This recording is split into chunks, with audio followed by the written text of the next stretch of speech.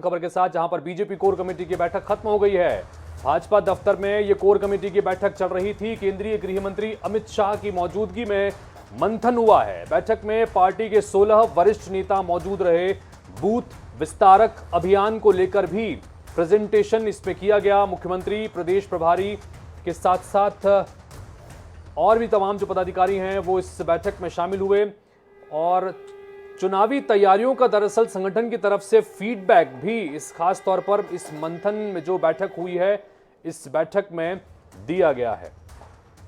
तो भोपाल में इस वक्त ये महत्वपूर्ण खबर, चूंकि केंद्रीय गृह मंत्री अमित शाह भोपाल के दौरे पर पहुंचे हुए हैं, अलग अलग एक के बाद एक कई कार्यक्रमों में शामिल हो रहे हैं। भाजपा दफ्तर में अब से थोड़ी देर पहले कोर कमेटी की बैठक हुई और इसमें वो शामिल हुए। भारतीय जनता पार्टी के दिग्गज नेता इस कोर कमेटी की मीटिंग में शामिल हुए हैं, जिसमें जाहिर तौर पर आने वाले चुनाव 2023 की तैयारियों का फीडबैक भी दिया गया। अनुराग मालवीय इस वक्त हमारे साथ, हमारे सहयोगी सीधे भोपाल से जुड़ के उनके पास चलते हैं। अनुराग, महत्वपूर्ण दिन है आज प्रदेश के लिहाज से, चूंकि एक के बाद एक कई कार्यक्रमों में तो गृह मंत्री शामिल हो ही रहे हैं। भारतीय जनता पार्टी के संदर्भ में भी 2023 के विधानसभा चुनाव के संदर्भ में भी इसे महत्वपूर्ण माना जा रहा है। मंथन हुआ है, बैठक हुई है कोर कमेटी की, क्या कुछ खास खबरें निकल के आ रही है अनुराग?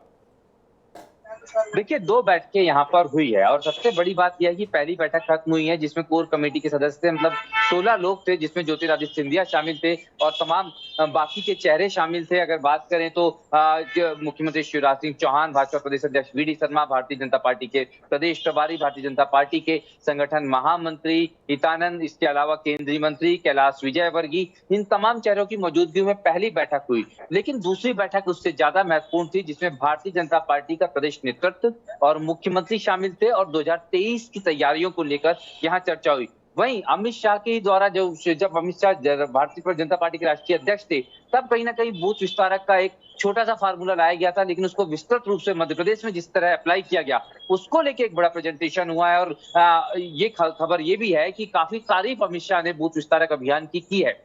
तो निश्चित रूप से कहीं ना कहीं संगठन किस दिशा में आगे बढ़ रहा है, 2023 को लेकर किस तरह की तैयारियां हैं, उसकी चर्चा पहले कोर कमेटी के सदस्यों के साथ और उसके बाद प्रदेश संगठन के सदस्यों के साथ अमित शाह ने की है। दूसरी बैठक हालांकि अभी चल रही है, कुछ टिप्स अमित शाह इसमें देते नजर आए हैं। बड़ी बात इसमें यही है कि बैठक में सिर्फ और सिर्फ भारतीय जनता पार्टी के दफ्तर में फिलहाल जिस तरफ ये बैठक हो रही है, यानी भारतीय जनता पार्टी के प्रदेश अध्यक्ष का जो कमरा है, उस समय उसको पूरा आइसोलेट किया गया है। पहली बैठक में सिर्फ 16 लोग उस क्षेत्र में थे, इसके अलावा भारतीय जनता पार्टी का 17वां पदाधिकारी भी वहां मौजूद नहीं था। और दूसरी बैठक में सिर्फ 5 लोग मौजूद रहे, जिसमें अमित शाह, भारतीय जनता पार्टी के प्रदेश अध्यक्ष वी डी शर्मा, मुख्यमंत्री शिवराज सिंह चौहान, भारतीय जनता पार्टी के प्रदेश प्रभारी और इसके अलावा भारतीय जनता पार्टी के संगठन महामंत्री। तो इस तरह से कितनी महत्वपूर्ण ये बैठक होगी इसको समझा जा सकता है और साफ तौर पर माना जा सकता है कि आज का शुक्रवार, यानी कि आज का जो अमित शाह का दौरा है, ये कहीं ना कहीं 2023 की चुनावी तैयारियों का आगाज माना जा सकता है और ये कहीं ना कहीं सुबह से शाम तक दिखा भी है। जी अनुराग, जो आप बता रहे हैं जिस तरह से, इसमें क्या इसको इस तरह से भी लिया जाए कि बूथ विस्तारक के संदर्भ में जो कुछ भी चीजें रही हैं मध्य प्रदेश के संदर्भ में, उसकी तो जानकारी ली ही, और चुनाव की तैयारियों के संदर्भ में जमीनी तौर पर फीडबैक भी जाहिर तौर पर यहां पर केंद्रीय मंत्री द्वारा लिया जाएगा? क्या इसको इस तरह से भी ले सकते हैं कि जो चुनाव की तैयारियों के संदर्भ में संगठन का अपना एक फीडबैक भी होता है, उस फीडबैक को लेकर भी चर्चा चल रही होगी? देखिए, बिल्कुल निश्चित रूप से इस अमित शाह के दौरे के और खासतौर पर इस बैठक के काफी दूरगामी परिणाम सत्ता और संगठन के लिए नजर आने वाले हैं, क्योंकि संगठन से अलग से फीडबैक लिया जाना बहुत महत्वपूर्ण बात होती है। और निश्चित रूप से इसमें सत्ता में शामिल लोग, चाहे वो कई सारे मंत्री हों, कैबिनेट मंत्री हों, या फिर भारतीय जनता पार्टी के वो तमाम विधायक, सांसद या केंद्रीय मंत्री किस तरह से परफॉर्म कर रहे हैं, उनको लेके क्या फीडबैक है, किस तरह चुनावी तैयारियों में इनका इन्वॉल्वमेंट है, ये सारी जानकारी भी अमित शाह ने ली है। क्योंकि ये बिल्कुल माना जाता है कि जब भी किसी राज्य में चुनाव होते हैं, बड़े राज्य में चुनाव होते हैं, तो उसकी कमान कहीं ना कहीं behind the curtain Amit Shah के हाथ में होती ही है। और जब वो लेट एंट्री लेते हैं, उसके बाद में मूवमेंट एक अलग तरीके का हो जाता है। और शायद यही कारण है कि इन तमाम अनुभवों को देखते हुए मध्य प्रदेश ये चाहता होगा, मध्य प्रदेश भाजपा संगठन, की शुरुआत से ही अमित शाह की कहीं ना कहीं पे गाइडेंस मिलता रहे। और यही कारण है कि अमित शाह ने पूरा फीडबैक लिया और बड़े इत्मीनान से लिया है, काफी वक्त दिया है भारतीय जनता पार्टी कार्यालय में अलग अलग बैठकों में। जी अनुराग, इसके बाद क्या कार्यक्रम अमित शाह का?